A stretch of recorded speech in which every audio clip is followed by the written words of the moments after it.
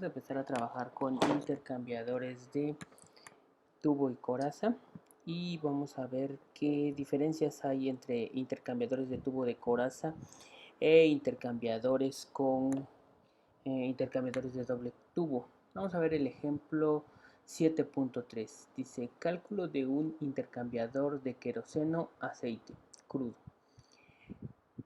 43.800 libras por hora de queroseno de 42 API salen del fondo de una columna de destilación a 390 grados Fahrenheit y deben enfriarse a 200 Fahrenheit mediante 149.000 libras por hora de crudo de 34 API. Que vienen de un tanque de almacenamiento a 100 grados Fahrenheit y se calientan a 170 grados Fahrenheit. Se permite una caída de presión de 10 libras sobre pulgada en las dos corrientes de acuerdo con la tabla 12 y un factor de obstrucción combinado de 0.003 que debe de considerarse.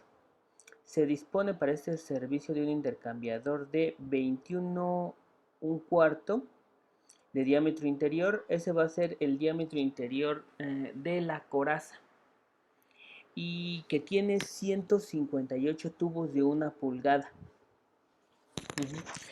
Entonces esos tubos de 1 pulgada tienen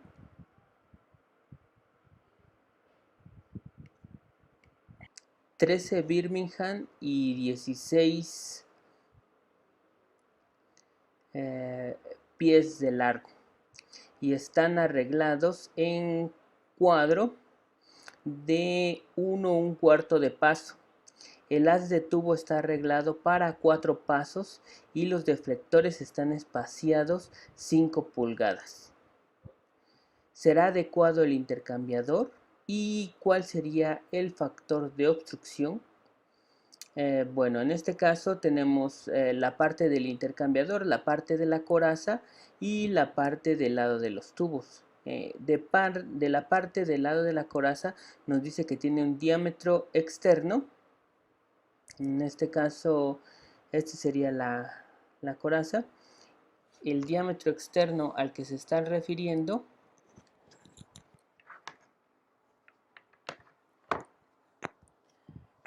va a ser que si nosotros, por ejemplo, bueno, aquí no tengo un dibujo de eso, pero vamos a hacer un dibujo de esto.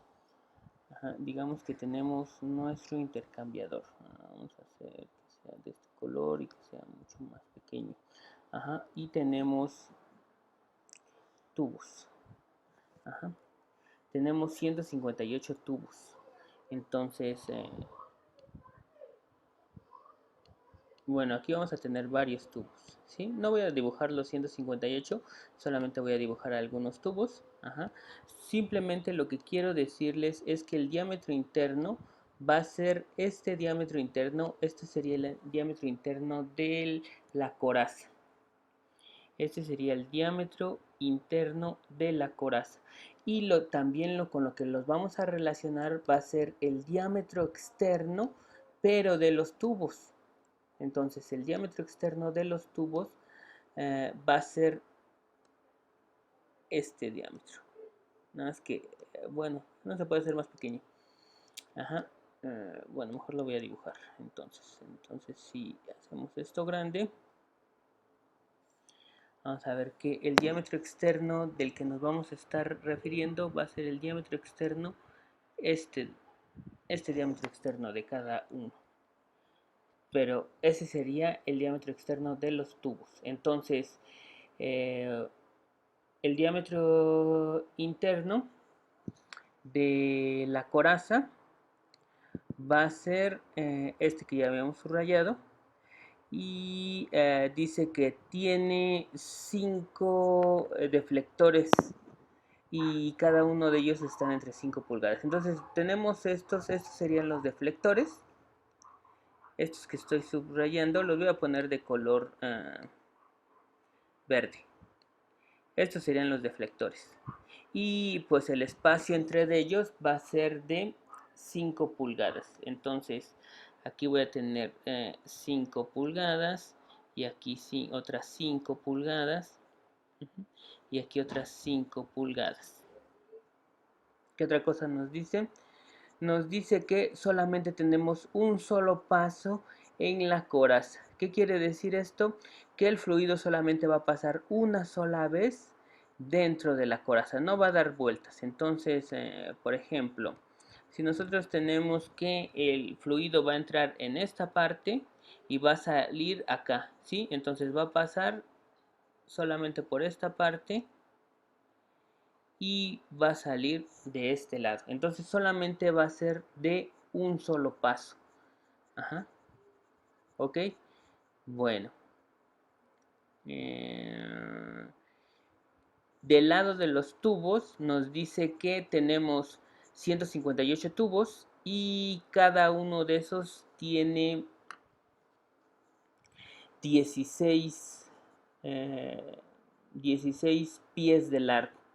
¿Sí? También nos está diciendo que el diámetro externo, este que ya les había yo señalado, el diámetro externo va a ser de 1 pulgada y tiene, esta es una forma de medir el calibre, entonces de medir el espesor del tubo, es de 13 medido con el calibrador Birmingham. Entonces este 13 es un parámetro que nosotros vamos a utilizar para obtener las medidas del tubo interior. Y en este caso dice que el espaciado entre tubos, en este caso, bueno, no sé por qué se movió esto. Esto sería 1/4, es el espaciado entre tubos. Aquí dice, arreglado en 4 largo y están arreglados en cuadros de 1/4 de paso. Entonces este va a ser el paso y va a ser de 4 pasos los tubos. Quiere decir que el fluido va a pasar 4 veces en los tubos. Entonces aquí tenemos un intercambiador, en este caso que es de 4 pasos en los tubos. ¿Sí? ¿Por qué va a ser de 4 pasos en los tubos? Porque el fluido, por ejemplo, el fluido va a entrar acá. Voy a hacerlo más delgado. No. Creo que no se puede más delgado. Bueno, entonces vamos a ponerlo de este color. El fluido va a entrar aquí.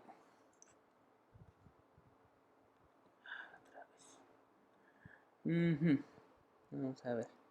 Bueno, de este color. El fluido va a entrar de este lado y va a entrar en este tubo. Este sería un paso. Aquí tenemos una cámara en donde el fluido va a pasar por esta cámara. Este sería el segundo paso. Regresa por este otro tubo. Este sería el tercer paso.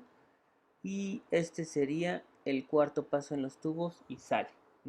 Entonces, por los tubos el fluido pasa 4 veces. ¿Sí? Eso es importante. ¿Por qué? Porque entre más pasos, mayor área de transferencia. ¿Sí? Entre menor pasos, menor área de transferencia. Y el fluido, pues el fluido va a ser en un solo paso. El fluido va a entrar acá, va a recorrer todos los tubos y va a salir por acá. Pero en realidad sería solamente de un solo paso, como se les había mostrado en esta manera. Entonces vamos a tener 4 pasos en los tubos. Y lo que debemos de hacer es el balance de energía. ¿Sí? Son los mismos pasos que para resolver un intercambiador de doble tubo, solamente que vamos a tener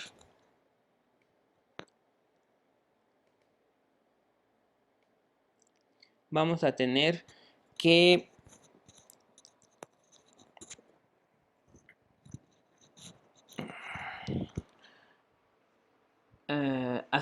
tener otros pasos más, ¿sí? Agregar otros pasos más como calcular la temperatura verdadera.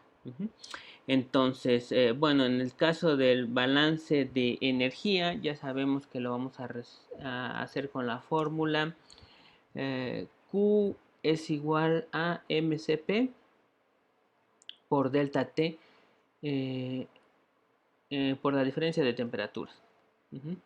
Entonces, M es un flujo másico. Entonces, en este caso, para el queroseno, vamos a ver, para el caso del queroseno son 43.800. Aquí tenemos los 43.800. El CP, ¿cómo lo calculamos? Estos serían los CPs. Estos serían los flujos másicos y estos serían delta T. El CP, pues en este caso vamos a utilizarlo para el queroseno y nos vamos a ir a la figura 4. En la figura 4, pues nosotros podemos tener ¿a qué temperatura le vamos a calcular? A una temperatura promedio, porque ahorita no tenemos la temperatura calórica. Entonces, bueno, en este caso tendríamos que para este serían 390 más 200 entre de 2. Ese sería un promedio, entonces serían 295. A 295 lo vamos a utilizar para el queroseno. Y en la figura 4 me pide el grado API, entonces es de 42, entonces entro con 195 y el grado API. Y aquí viene 10, 20, 30, 40, 50, 60 y 70. Entonces, en este caso, como me están pidiendo que sea de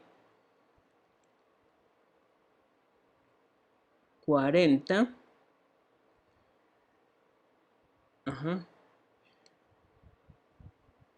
pues en este caso, a ver, voy a usarlo. Sería esta, entonces 40 estaría acá abajo. De hecho, estaría acá abajo.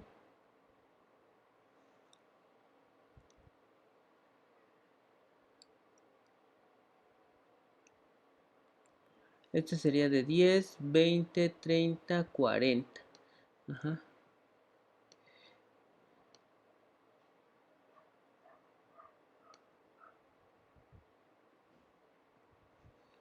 Entonces tenemos este de 40. Bajamos hasta 195. Y lo hacemos que se una con esta línea. Y pues sería un poquito más abajo. Entonces aquí tendríamos que serían de 0.605, dice aquí. Yo le diría que es 0.6 casi. Pero aquí dice que es 0.605. Y luego entramos igual también con, en este caso, el crudo. En el crudo es de 34 API. Vamos a ver, 34 estaría casi en medio de esta línea, entre de 40 y 30. Y en este caso la temperatura media son 270 entre 2, 135. Entonces serían como 135. Subimos y los unimos con los grados API y más o menos sería de 0.49. Entonces esto lo multiplicamos y obtenemos el calor que se está transfiriendo de los dos lados. En este caso serían de... y saben que aquí en el libro se redondea, entonces no les va a salir exactamente el mismo valor. Sería 43, 800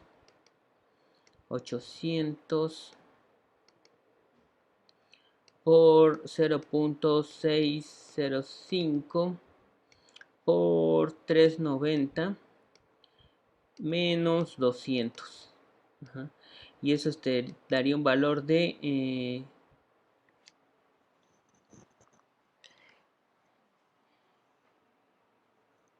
50. No, a ver, ¿cuánto sería? No, 5 millones. 5 millones de BTUs. Y bueno, esto sería un valor y el otro sería de 149.000 por punto 49 por la diferencia de temperaturas, que sería 170 menos 100. Ajá, entonces esto sería de 51.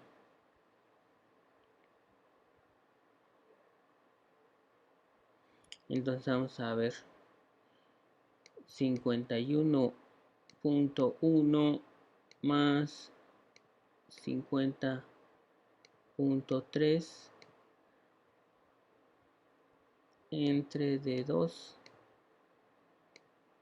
Sí, como de 50.1 más o menos sería el promedio. Entonces sacan un promedio de los dos y todavía lo redondean. Porque en realidad pues el calor que se transfiere de un lado debe de ser el mismo calor que se está transfiriendo del otro. Ajá. Entonces ya tenemos la cantidad de calor que se está transfiriendo del queroseno al crudo y del crudo al queroseno. Ajá. Sí. Bueno. De ahí, ¿qué debemos de hacer? Pues debemos de calcular las temperaturas medias, la temperatura media logarítmica y las temperaturas calóricas. Ajá. Entonces, el fluido caliente, aquí, que en este caso sería el queroseno, dice que se va a enfriar de 390 a 200. Ajá. Entonces, la diferencia de temperaturas del fluido caliente es T mayúscula 1 menos T mayúscula 2, sería de 190. Y, por ejemplo, aquí para el fluido frío, tenemos que este se va a enfriar, no, se va a calentar, perdón. Se va a calentar de 100 grados centígrados a 170. Entonces, aquí están los 100 a 170. ¿Sí? Y en este caso, la diferencia de temperaturas, en este caso serían 70 grados Fahrenheit. ¿Sí? Ahora, debemos de calcular la diferencia de temperaturas del lado caliente y la diferencia de temperaturas del lado frío del intercambiador de calor. Este intercambiador de calor va a tener un lado caliente, que sería donde va a entrar el fluido caliente y donde va a salir el fluido frío, pero ya va a estar caliente. Y el lado frío de ese intercambiador va a ser donde va a salir ya el fluido caliente enfriado y donde va a entrar el fluido frío que apenas se va a calentar.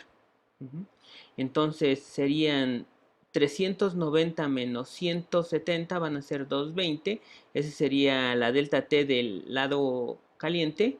Y 200 menos 100 serían 100 del lado frío. Entonces, si se dan cuenta, aquí estas diferencias de temperatura son las mismas. 90 menos 70 son 120 y 220 menos 100 son 120. Esas serían delta T2 y delta T1. Este sería, esta que tengo aquí,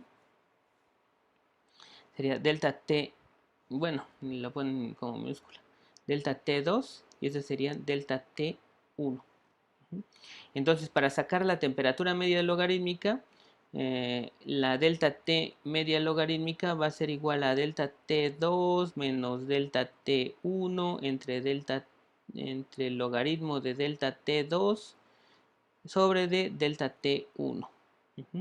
Entonces, la temperatura media logarítmica va a ser igual a delta T2, va a ser igual a 220 menos 100 entre del logaritmo de 220 entre de 100. Ajá, entonces esa temperatura media logarítmica va a ser de, vamos a ver, serían 220 menos 100 entre del logaritmo de 220 entre de 100. Y va a ser de 152. 152. Aquí dice 152.5.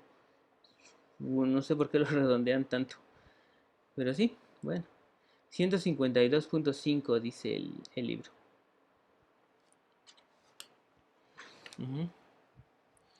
Ahora, sabemos que ese es un promedio, es un promedio de las temperaturas que vamos a tener en el intercambiador de calor, pero esa temperatura, el promedio real va a depender tipo de intercambiador que vamos a tener. Entonces debemos de sacar la temperatura verdadera. Y para la temperatura verdadera nosotros tenemos que calcular R y S.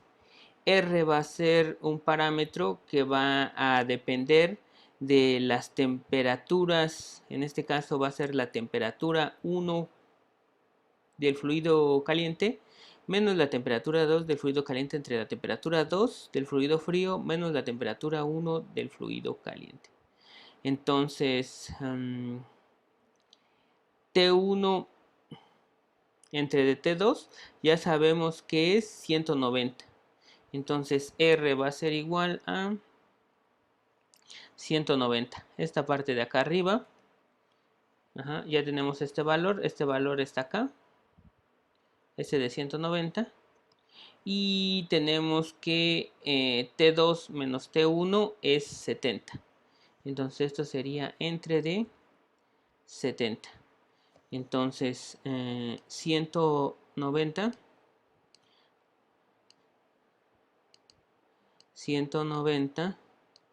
entre D70 va a ser igual a 2.71.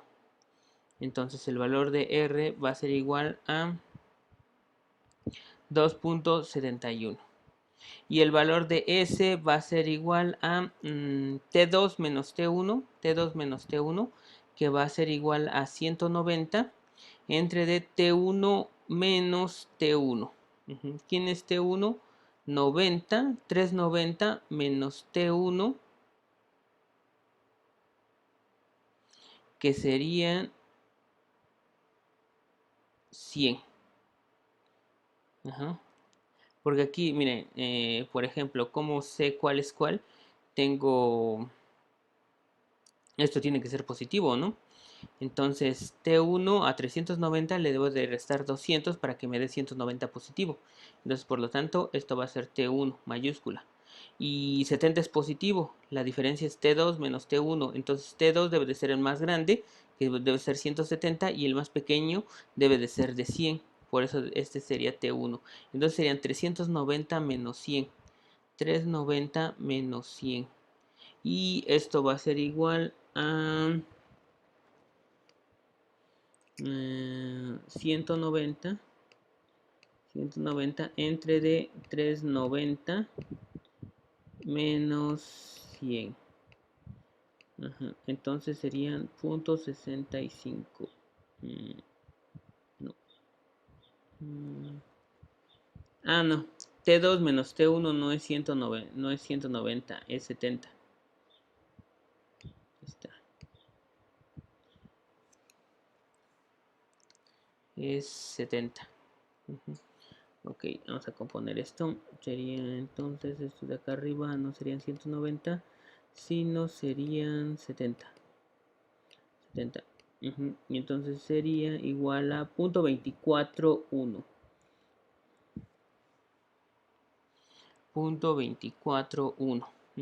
Entonces esos son los dos parámetros que obtuvimos aquí, R y S. Sí, ya los habíamos calculado la otra vez y ya habíamos visto cómo se calculaban para tener la temperatura verdadera. Entonces, en este caso, nosotros entramos en esta gráfica, que es la figura 18.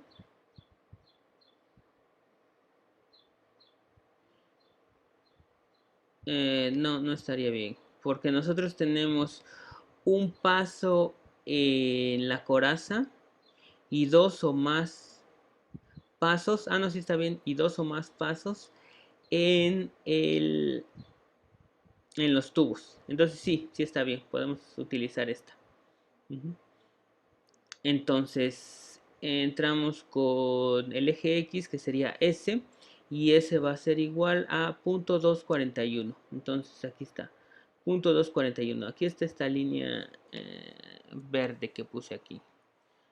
Entonces, a ver, creo que no se ve muy bien. Pero sube 241. Y sube hasta estas líneas representan el valor de R. Entonces R es 2. Aquí está 2.6, creo, dice, y aquí está 3.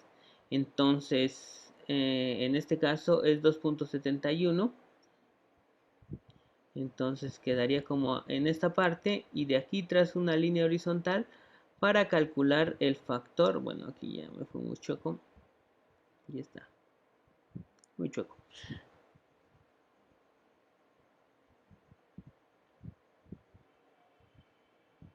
Ahí está. Entonces, para calcular el valor sería 0.09, nos dice que es de 0.095. Es este valor de Ft. Entonces, para calcular la delta T verdadera, que sería esta es la que voy a utilizar, sería multiplicar la delta T logarítmica por el factor Ft. Entonces serían 0.905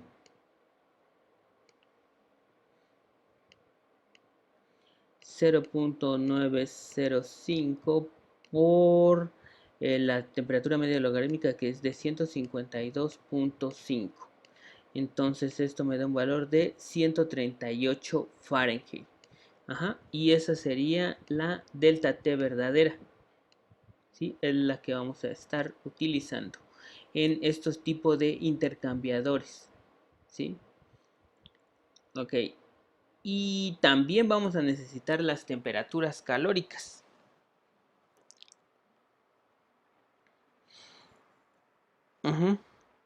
Entonces, las temperaturas calóricas, ¿cómo las vamos a calcular? Pues la vamos a calcular con delta Tc sobre delta Th. ¿Y cómo calculamos delta Tc y delta Th?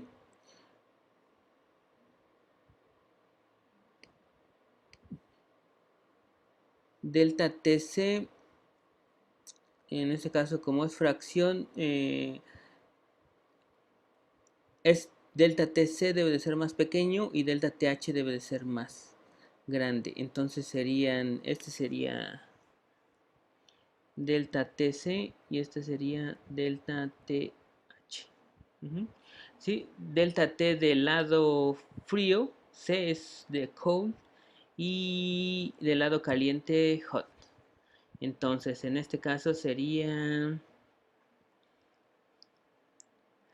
100 sobre de 220. Entonces delta Tc sobre delta Th es 100 sobre de 220. Y esto me va a dar un valor de 100 sobre de 220 de 0.45. Y con este 0.45 entro en la gráfica de la figura 17. ¿Sí? Pero para entrar a la figura 17 necesito delta Tc sobre delta Th, ya lo conozco, 0.45, pero también necesito el factor Kc. Y el factor Kc lo obtengo de esta gráfica que está en la parte superior izquierda. Entonces aquí entro con los grados API y los grados API del aceite y la diferencia de temperaturas del fluido caliente. Entonces este es T1 menos T2, ya lo tengo aquí en esta, sería T1 menos T2 sería 190. Ajá. Ok, y los grados API del queroseno serían 42, entonces aquí está, pongo 142 y busco la línea de 190, debe de estar entre 100 y 200, y bajo, el factor sería de 0.2, sería Kc. Ajá. Y con Kc, pues en este caso, ahora me vuelvo a ir acá. Aquí empieza con 0.01, aquí empieza con 0.1 hasta 0.5. Entonces 0.2 debe de estar por acá. Y 0.45 está de este lado. Entonces subo con una línea hasta este punto. Y trazo una línea horizontal. Que el valor y el factor de, en este caso, Fc. Este factor Fc es de 0.40 y tantos, 0.42. Entonces, ¿cómo calculo las temperaturas calóricas? Sería la temperatura más baja, en este caso que sería de 200, más 0.42 por 190. Serían 280.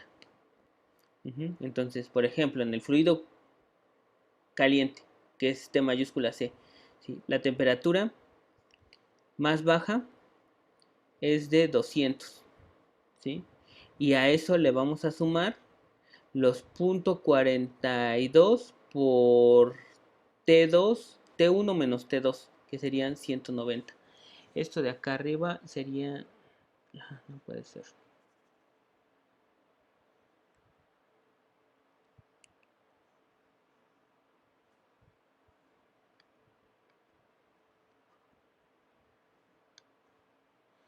Esto de acá arriba sería T1 menos T2.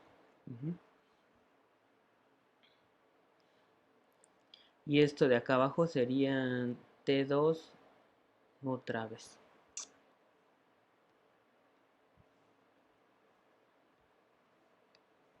Este sería T2 menos T1. ¿Sí? ¿Qué es esto que está acá arriba? T2 menos T1. ¿Qué es esto? Ajá. Entonces, la temperatura más baja en este caso sería de 100 y lo multiplicamos por Fc y obtenemos la temperatura calórica. Para el fluido caliente es de 280 y para el fluido frío sería de 129. Fluido caliente sería el queroseno y fluido frío sería el crudo. Ok, entonces, ¿para qué necesitamos las temperaturas calóricas? Las temperaturas calóricas para el cálculo de propiedades. Propiedades. ¿Qué propiedades? Conductividad térmica, Cp, viscosidad del fluido. ¿Para qué quiero la logarítmica? La logarítmica la voy a querer para el cálculo de coeficientes y los factores de resistencia.